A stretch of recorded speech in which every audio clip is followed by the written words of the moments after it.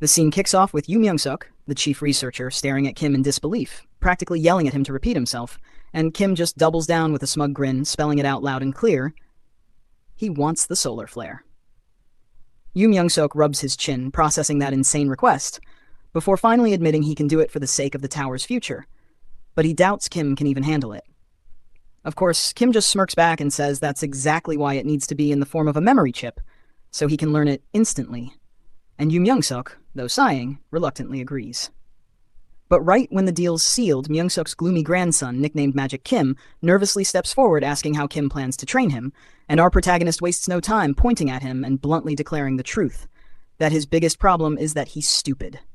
He has to become a mage but doesn't even know basic math, which leaves Magic Kim bowing his head in embarrassment, apologizing for sucking at numbers. Kim, however, already knows the problem well. Despite being smart enough for Seoul University's business major, Magic Kim gave up on math, making him hopeless for traditional magic research. The panels dive into his struggle, showing dark, confusing formulas he can't understand, until Kim suddenly flips the script with a grin. Why not learn a form of magic that doesn't require formulas at all? Yu Myung-suk is stunned, but Kim reveals the plan. Magic Kim will use spirits to become a flame sorcerer. The chief argues that's not even a real mage, but Kim fires back. Would he rather let his grandson stay useless forever, or let him unlock his hidden potential? Begrudgingly, Myung-suk asks for details, and Kim explains the flaw lies in incantations. Without math, Magic Kim can't cast. So instead, Kim suggests leaving the calculations to the spirit itself, with Magic Kim only providing mana. Myung-suk calls it impossible, since his grandson has no familiarity with spirits. But Kim clarifies, he won't be contracting with one, he'll literally use it as a mana circuit, letting mana handle the flow while the spirit executes the cast, shocking Myung-suk so badly that he exclaims Kim is suggesting spirit transfusion into the body.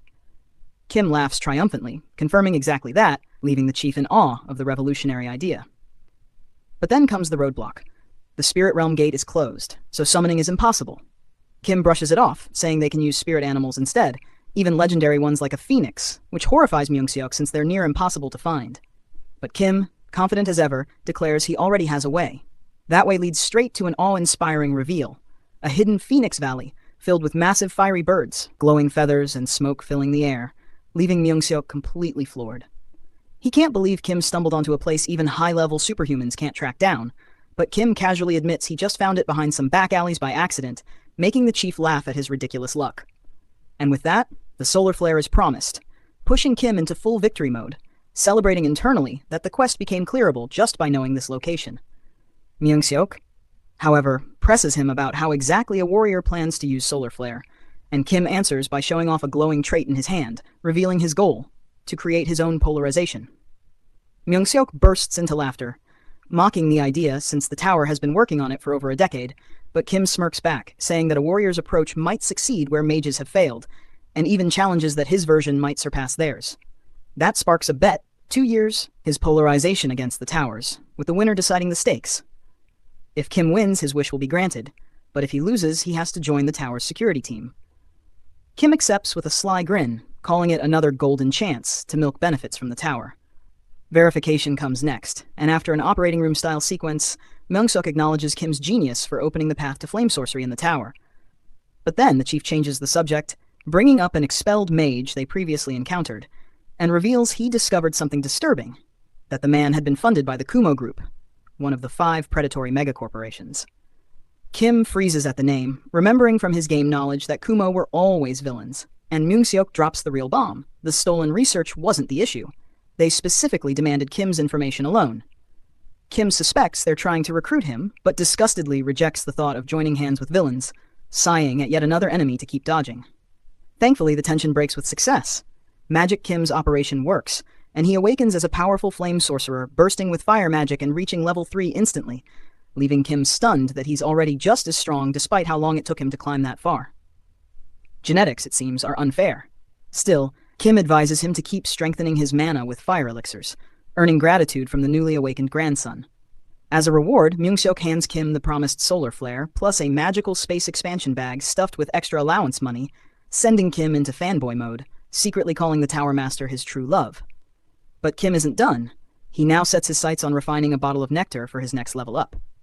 Director Choi warns him it's too early and could cause side effects, but Kim pushes him to refine it, and Choi accepts eagerly. To do so, though, they'll need rare ingredients, each tied to special traits.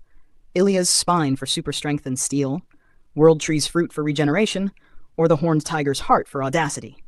Since Kim already has the first two, he locks in on the tiger, despite Choi warning it's endangered and nearly impossible to find. Kim, however, vows to hunt it down himself. That leads him deep into the wild, struggling over the massive area he has to search, until he resorts to a ridiculous method, eating the world's smelliest fish, surstrumming, just to unlock the dog-nose trait, gagging and cursing at the putrid stench, but ultimately gaining the ability to track scents like a bloodhound.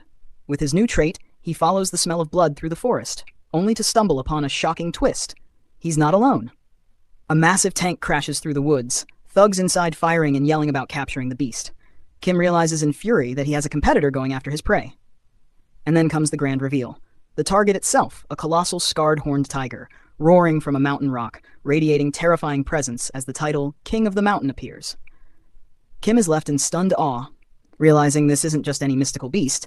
It's the most famous creature of the Chulwan Plain, and it possesses not one or two, but 6 full traits.